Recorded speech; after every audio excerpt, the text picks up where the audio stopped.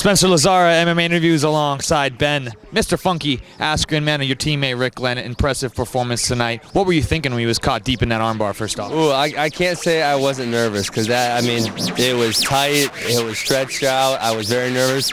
Rick's a very, very resilient fighter. Obviously, even in his last couple World Series of Fighting fights, he's been in not great. So I enjoyed situations. Once he got on, really saw the kind of a look of despair on the opponent's face. He thought he had him.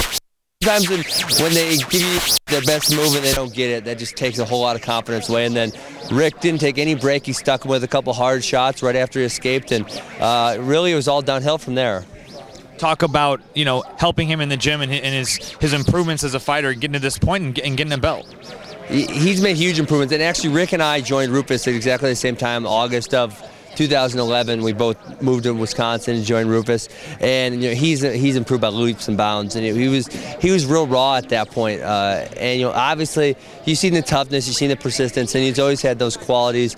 But he's really polished off his grappling and his wrestling. And you know, like you see now, he's a full fighter. And obviously, you know, he's not perfect. He gets in some bad positions, but he fights hard, he gets out of it, and he wins.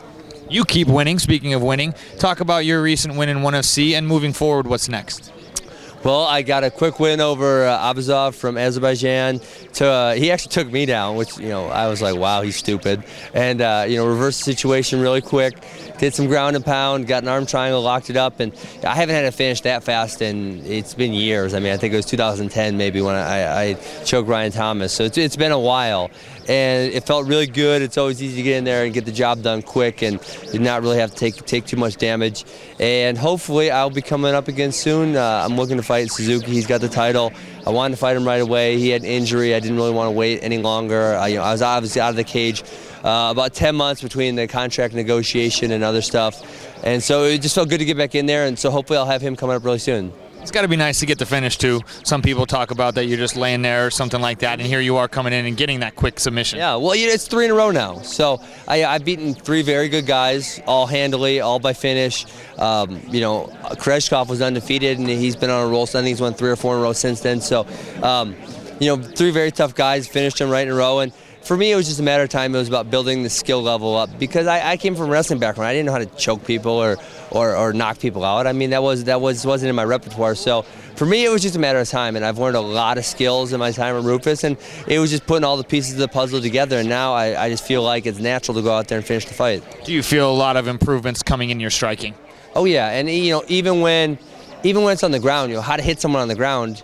Yeah, I didn't do that in wrestling, right? And so that's something you got to learn, and people don't understand that it's a skill, but it 100% is. I mean, you know, in my Lyman Good fight all the way back to when I won the title in Bellator, I mounted him for like freaking 8 minutes of fight, and I had no idea how to hit him hard enough to stop the fight. So, you know, I've came a long, long way since then, and just started to put all the pieces together, and it's feeling real good. It's got to be enjoyable to go overseas, get some of that traveling experience as well. See, like a buddy, Heath Sims out there, hang out with that guy. It looks beautiful out there. Yeah, he's awesome. He actually lives full-time in Singapore, and he does travel all over the place.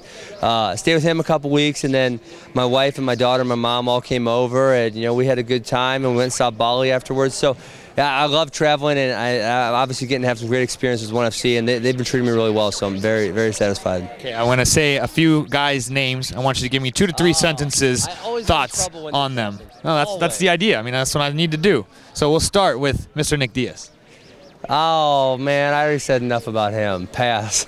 But that's, you know, come on, you got to give me something. Man, he's retired. He's done. I don't want to pick on him. And, you know, I got instigated into saying some stuff, but I'm indifferent towards Nick Diaz. I'm not trying to instigate, so okay. So what thoughts on Johny Hendricks? I want to fight him. You know, I think I'm the #1 welterweight in the world. Johnny beat me when I'm 17, and he was happy as hell when I didn't sign with the UFC. So, you know, I'll get my shot in due time. Okay, and then Matt Brown. Matt Brown, I trained with him last week. I was in Ohio. He's tough. Obviously, he's got a really tough fight coming up with Robbie Lawler. He's on a roll. So I'm excited to see how that one turns out. And what interesting thoughts on Tyron Woodley's former teammate of yours' performance against Rory there? Looked like he just didn't let his hands go. Yeah, obviously he had a disappointing performance, and I think, you know, one of Tyron's issues, as long as I've known him, has been kind of that just letting it go, right? Let his hands go, let everything go, and you know, he didn't get off in the fight, and he let Rory stay on the outside where he wanted to stay and control the fight. And it didn't go well, and Tyron's smart. He'll learn from it, and he'll come back better. Last thing, thoughts on Scott Coker now becoming the new CEO, president of Bellator there? That's interesting. I don't know a lot about Scott. Obviously, I know he ran Strikeforce. I know that stuff, but I don't know him personally. A lot of people are excited for him. Bjorn was never terrible to me. I guess he was terrible to some people, and some people have a lot of negative things to say about him. I never had anything that negative to say about him or that negative feelings towards him. Obviously, my run with Bellator ended with me wanting to go find challenges outside the organization. So that was nothing on their side. It was more my side than anything. So really didn't leave with any negative feelings towards him or the organization, all positive feelings. And I'm kind of interested to see where it goes from here. Well, congratulations. Appreciate the time. Congratulations, Rick Glenn. Look forward to seeing you fight again. Mr. Ben Askren, Spencer Lazara, thanks for watching. Hey, this is Ariane Celeste. This is Uriah Faber. UFC lightweight champ Anthony Showtime Pettis. This is Dan Henderson. You're watching MMA Interviews. You're watching MMAinterviews.tv.